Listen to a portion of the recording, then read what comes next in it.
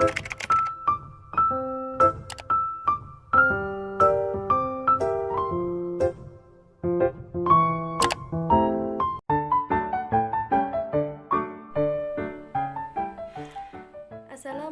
warahmatullahi wabarakatuh. Perkenalkan, nama kami Raudhah, NIM 2014050027, jurusan Tadris Bahasa Inggris, Fakultas Tarbiyah dan Keguruan di Universitas Islam Negeri Imam Bonjol, Padang. Baiklah, pada kesempatan yang berbahagia ini, kami akan mempresentasikan materi daripada kelompok kami, yaitu kelompok 3, dengan judul materi Identitas Nasional, Integrasi Nasional, dan Konstitusi. Dengan bidang studi kewarganegaraan, dosen pengampu Hajah Wahliul Zain SE MPD.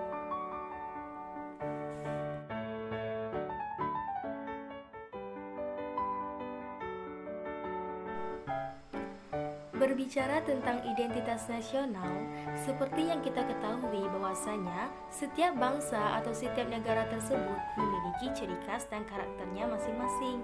Namun nyatanya, kini banyak masyarakat Indonesia atau pemuda dan pemudi Indonesia masih bingung terhadap identitas nasional.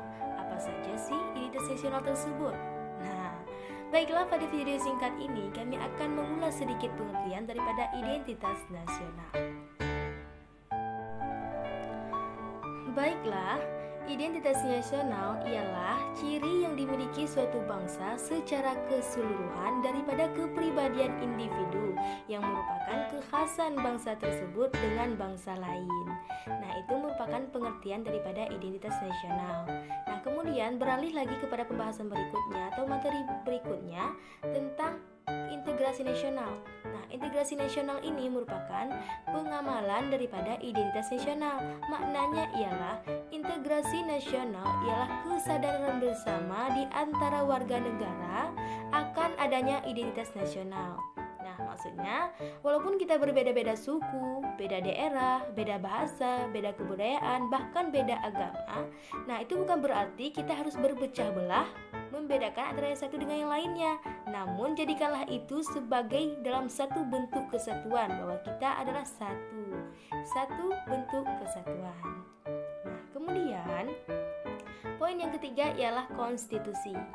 Nah, konstitusi ini merupakan pengikat daripada identitas nasional dan integrasi nasional. Maksudnya ialah tanpa konstitusi, identitas nasional dan integrasi nasional tidak berjalan dengan semestinya. Pengertian daripada konstitusi tersendiri ialah hukum atau aturan ketatanegaraan suatu negara, atau kita sering menyebutnya dengan undang-undang suatu negara. Nah, 3 poin yang baru saja saya sebutkan ialah pengertian daripada identitas nasional, integrasi nasional, dan konstitusi. Kemudian kita beralih kepada pembahasan berikutnya ialah tentang aspek-aspek integrasi nasional, identitas nasional, dan konstitusi. Aspek-aspek identitas nasional, integrasi nasional, dan konstitusi. Nah, baiklah, seperti yang kita lihat pada PPT saya di samping, itu jelas terlihat bahwa aspek identitas nasional memiliki 4 aspek, yaitu aspek pola perilaku, lambang-lambang, alat-alat perlengkapan, kemudian tujuan yang ingin dicapai. Kemudian pada integrasi nasional memiliki 3 aspek, yaitu aspek politik, aspek ekonomi, dan aspek budaya. Sedangkan konstitusi itu hanya memiliki 2 aspek, yaitu aspek isi dan aspek bentuk. Nah, berikutnya saya akan memperlihatkan kejelasan atau lebih jelasnya tentang contoh-contoh daripada ketiga aspek ini, atau ketiga poin ini, tentang identitas nasional, integrasi nasional, dan konstitusi. Nah, baiklah, sesuai dengan janji saya tadi, saya akan memperlihatkan secara mendetail tentang contoh-contoh daripada aspek-aspek integrasi, identitas, dan konstitusi. Nah, yang pertama, identitas nasional itu memiliki 4 aspek. Yang pertama, pola perilaku. Salah satu contoh daripada pola perilaku ialah keramah tamahan warga negara Indonesia atau sikap tolong menolong warga negara Indonesia yang merupakan identitas bangsa, yang menjadi identitas bangsa yang menjadi pembeda daripada bangsa tersebut, bangsa kita Indonesia dengan bangsa lain. Nah, kemudian lambang-lambang. Nah, jelas bahwa Indonesia memiliki lambang negara, yaitu adanya Garuda, adanya bendera kita bendera merah putih, kemudian adanya lagu kebangsaan bahasa Indonesia dan lambang-lambang lainnya. Kemudian alat-alat perlengkapan. Nah, contoh alat-alat perlengkapan dalam identitas nasional ialah seperti masjid, gereja, candi, dan alat-alat perlengkapan lainnya. Kemudian tujuan yang ingin dicapai. Tujuan yang ingin dicapai merupakan dalam identitas nasional tertuang dalam Undang-Undang Dasar 1945. Nah, kemudian pada integrasi nasional itu memiliki 3 aspek. Yang pertama aspek politik, yaitu aspek politik terbagi 2, yaitu vertikal dan horizontal. Kemudian salah satu contoh daripada vertikal dan horizontal tersebut ialah hubungan antara pejabat dan rakyat. Nah, selanjutnya aspek ekonomi. Nah, ekonomi ini ialah dengan tujuan menyatukan ekonomi masyarakat antara daerah dengan kota ataupun di dataran tinggi dengan dataran rendah dengan niat saling melengkapi. Salah satu contohnya ialah seperti perabot-perabot yang disusun atau dibuat di kota itu akan diopor ke daerah terpencil. Kemudian yang ada di daerah-daerah terpencil seperti tanaman jagung, padi yang ditanamkan, yang dibudidayakan di daerah terpencil akan diopor ke kota. Nah, dengan niat saling melengkapi.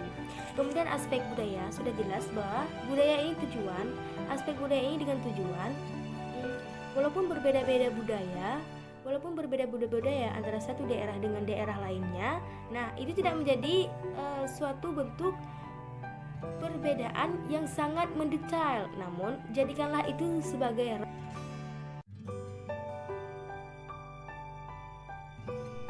Kemudian beralih kepada poin berikutnya ialah konstitusi.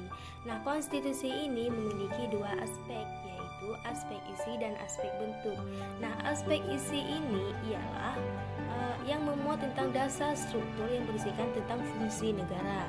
Kemudian aspek bentuk berisikan tentang kewewenangan suatu negara yang menentukan wewenang atau membentuk suatu konstitusi. Nah, perlu diingat dalam konstitusi ini ialah terbagi 2. Ada konstitusi tertulis, ada juga konstitusi tidak tertulis, atau bisa diartikan dalam arti ada aturan tertulis dan ada juga aturan yang tidak tertulis. Terbagi 2.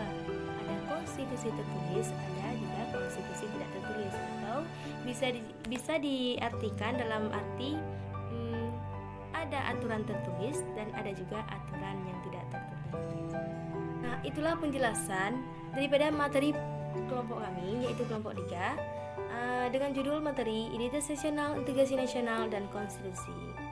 Sekian dan terima kasih. Jika ada banyak kekurangan, mohon dimaafkan. Assalamualaikum warahmatullahi wabarakatuh.